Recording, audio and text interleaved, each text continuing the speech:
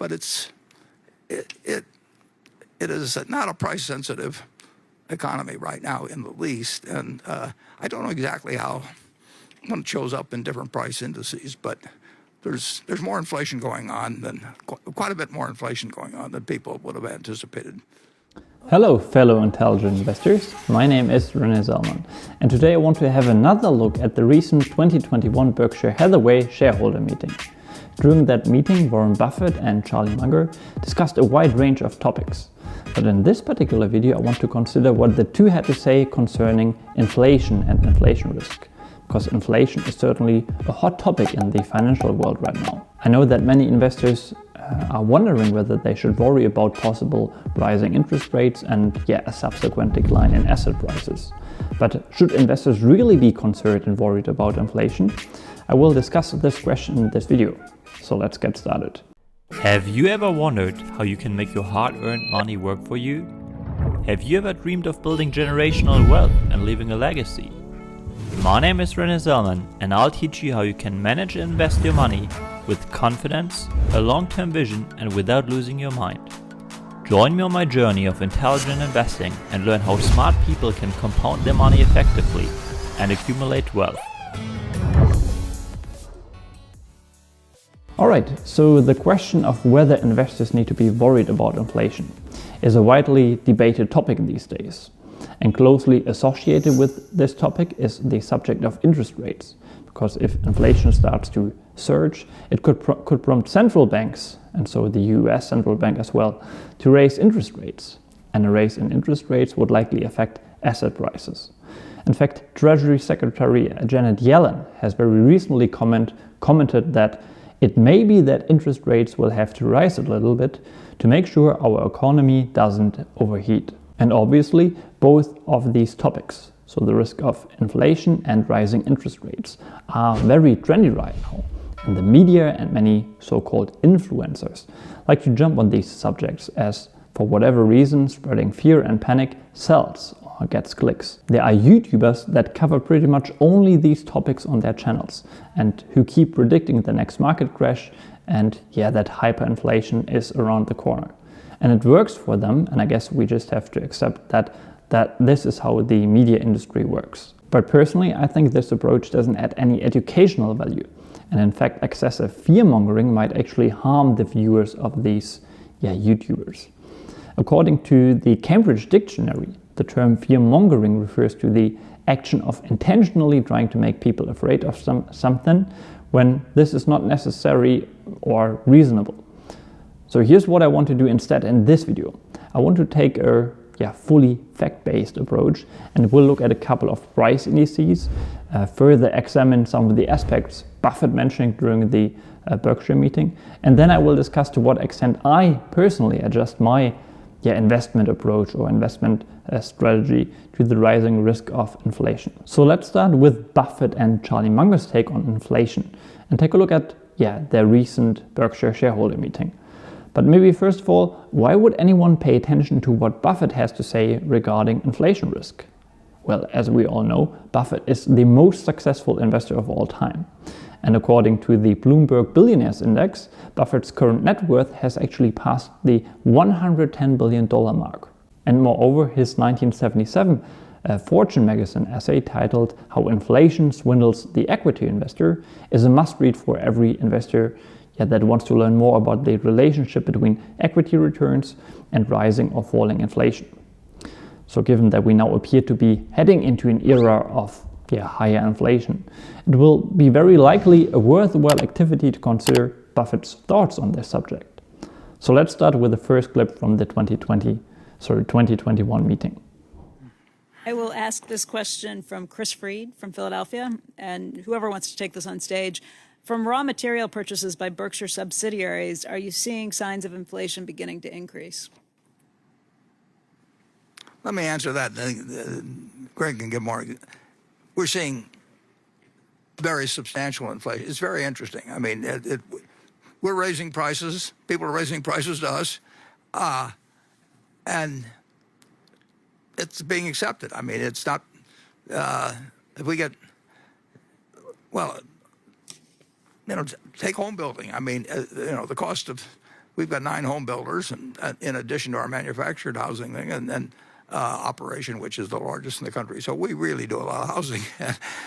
The costs are just up, up, up. So Buffett just said that in the home building space, prices keep going up, up, up. And Buffett will know this because his business conglomerate, Berkshire Hathaway, owns stakes in a range of businesses. And some of the subsidiaries range from tech companies such as Apple, to railroads, to candy companies, jet component companies, and obviously also businesses that have or are specialized in home building. In fact, Berkshire owns one of the nation's largest home builder, named Clayton Homes. Right now, prices of raw materials of all types are skyrocketing, and lumber prices in particular have been especially volatile. And for those who didn't know, framing makes up an average of 18% of new home construction costs. And obviously, framing materials are usually wood, engineered woods, or steel. And as we just said, lumber prices continue to rise at a pretty fast clip. In fact, lumber prices are nearly up 260% since April 2020. And as of May 6th, the generic lumber spot price reached $1,645. As a result of this price increase, the price of an average new single-family home rose by roughly $35,000, and the market value of an average new multifamily home rose by approximately $12,000. Just to mention the source here, those numbers are based on data by the National Association of Home Builders. So clearly, demand for lumber has exploded in recent months, and thus suppliers have struggled to keep up. In fact, some home builders have even slowed down production despite high demands due to these rising costs. And as I just said, those rising prices do not only affect lumber, but other raw material prices are also increasing. During the Berkshire shareholder meeting, Buffett also talked about another raw material which is actually needed in almost every industry in the world. Let's have a look at that second clip. Steel costs, just every day, they're going up, and there hasn't yet been, because the wage stuff follows. I mean, if the UAW writes a 3-year contract, we got a 3-year contract. But if you're buying steel at General Motors or someplace, you're paying more every day. It's an economy really. It's red hot. I mean, and we weren't expecting it. I mean, all our companies, when they thought when they were allowed to go back to work, at or various operations, we closed the furniture stores. I mentioned, they were closed for 6 weeks or so on average, and they didn't know what was going to happen when they open. And they can't stop people from buying things. And we can't deliver them. And they say, well, that's okay, because nobody else can deliver them either. And we'll wait for 3 months or something of the sort. But the backlog grows. And then we thought it would end when the $600 payments ended. And I think, around August of last year, it just kept going. And it keeps going, and it keeps going, and it keeps going. And I get the figures every week. I call, or Bumpkin calls me, and we go over day by day what happened at 3 different stores in Chicago and Kansas City and Dallas. And it just won't stop. Steel is one of the world's most utilized materials, and it is needed in various sectors such as the automotive or shipbuilding industry, in the home building industry, but also less obvious industries, maybe such as the surgical instruments industry. And clearly, higher steel prices are impacting businesses all around the world. And so higher steel prices are also affecting some of Berkshire's subsidiaries, such as the housing and furniture businesses owned by Berkshire Hathaway. Just like lumber prices, steel prices have also been skyrocketing. After bottoming at around $460 last year, US hot-rolled coil steel prices are now sitting at around $1,500 a ton, which represents a record high that is nearly triple the 20-year average. And Buffett is not the only business leader addressing the topic of inflation. According to data of the Bank of America, the number of mentions of the term inflation during first quarter earnings calls have tripled compared to last year. And apparently there is a correlation between the number of inflation mentions during earnings calls and actual consumer price index increases. So it might be an indicator allowing us to forecast higher inflation. So what does this mean for investors? Well, Charlie Munger also briefly shared his thoughts on inflation, and he thinks what is going on in the world right now on a macro level is dangerous. He also said with regard to the ultra low interest rate environment and the massive money printing by central banks all around the world that, quote, "If you're not a little confused about what's going on, you don't understand it," and that we are in uncharted territories. So lastly, let's briefly listen to Charlie Munger and also Greg Abel, who is the CEO of Berkshire Hathaway Energy. Yeah, and there's one very intelligent man who thinks it's dangerous. And that's just the start. Greg, you probably are in a good position to comment. Yeah, well, when I think you touched on it, I mean, when we look at steel prices, timber prices, any petroleum input, fundamentally there's pressure on those raw materials. I do think something you've touched on, Warren, and it goes really back to the raw materials. There's a scarcity of product right now of certain raw materials. It's impacting price and the ability to deliver the end product. But, that scarcity factor is also real out there right now as our businesses address that challenge. And it may be some of that's contributed or arisen from the storm we previously discussed in Texas. When you take down that many petrochemical plants in one state that the rest of the country is very dependent upon it, we're seeing it flow through both on price but overall in scarcity of product, which obviously go together. But there's challenges, that's for sure. All right. Clearly, Greg Abel sticks to the Fed narrative and outlines that we are possibly only seeing what the Fed called transitory inflation. The line of argument here is that due to COVID and the pandemic, there was a lot of pent-up demand, and that's why demand has surged in recent months, while supply chains are still struggling with some of the pandemic restrictions, and maybe generally supply chains have been affected by the global instability. And therefore inflation might only be temporary until the supply chains are restored and economies around the world stabilize. But Munger, and I think if you read between the lines, to some extent Buffett as well, might not fully believe in this Federal Reserve narrative. Especially Charlie Munger has emphasized in the past that the unseen money printing we have seen in recent months and years actually will bear consequences that no one can really predict. So you might be wondering, what should investors do now?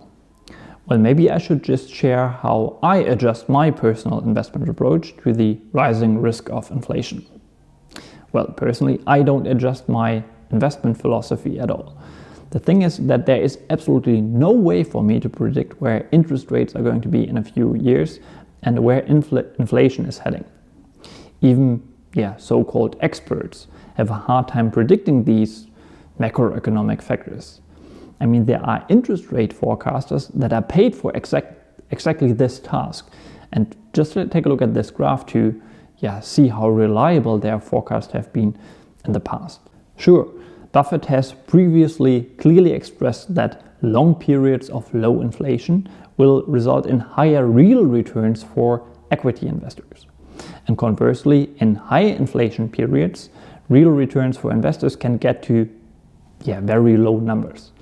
This is one of the key points he makes in the aforementioned 1977 Fortune essay. But what does this mean for me as an investor?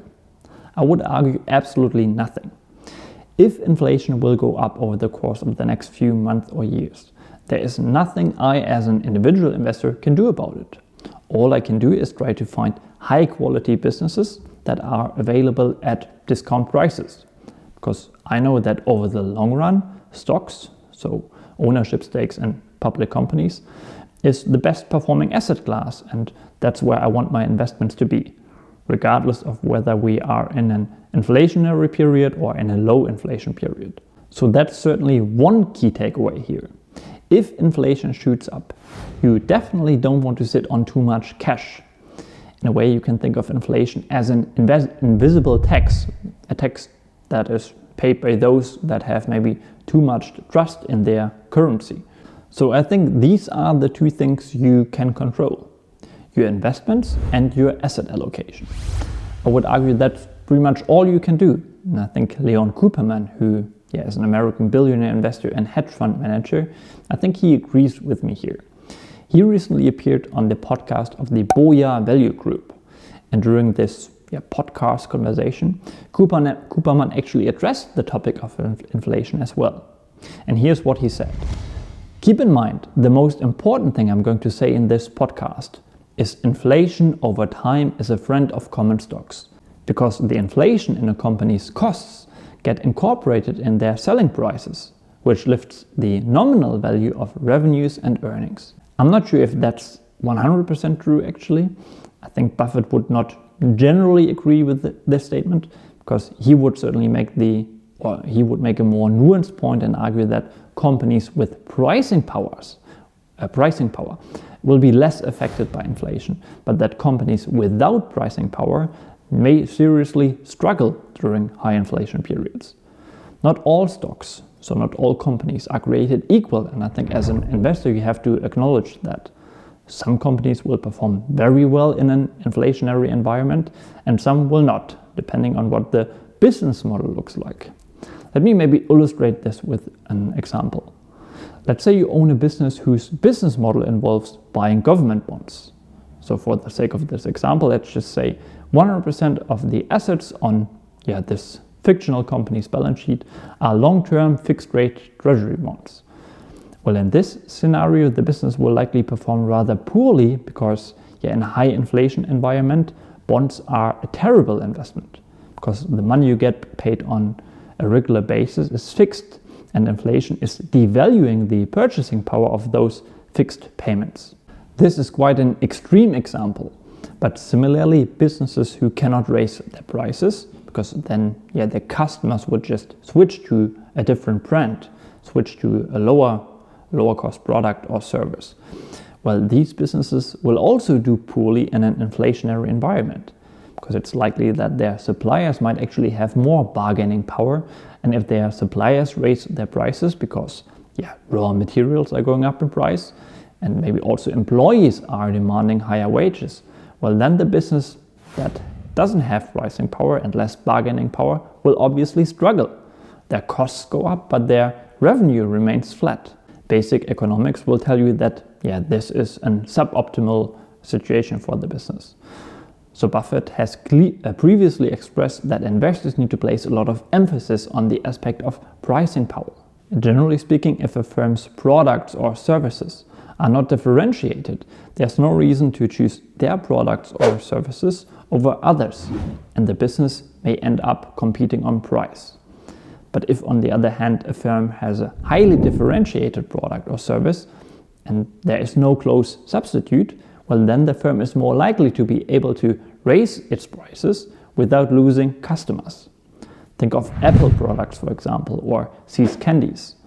Another modern day example might be Netflix.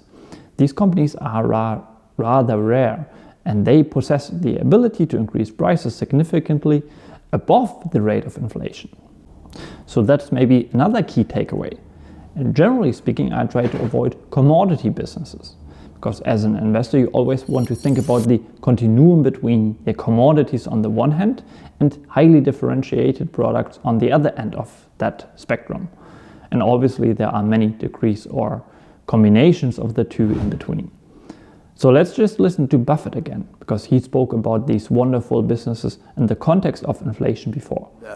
The best investment, passive investment, I think is a good business. If you own an interest in a good business, you're very likely to maintain purchasing power no matter what happens to the currency. But it's interesting. In the United States, the value of the dollar since I was born has declined by 94% to 6 cents. So inflation is a very cruel tax on people who believe in fixed dollars, but things can work out pretty well even during inflationary times. I mean, if somebody told me when I was born, that the dollar bill is going to go to 6 cents, I might have said, let me go back. I'm not interested in emerging into that kind of a world. But actually, it's worked out pretty well, so I have no complaints. Obviously, you cannot just buy companies with pricing powers, but you also have to pay attention to the price you pay for these wonderful businesses. But this is another topic that we won't discuss in this video. So I think we will wrap it up here. And as always, may your finances and investments prosper. Good luck.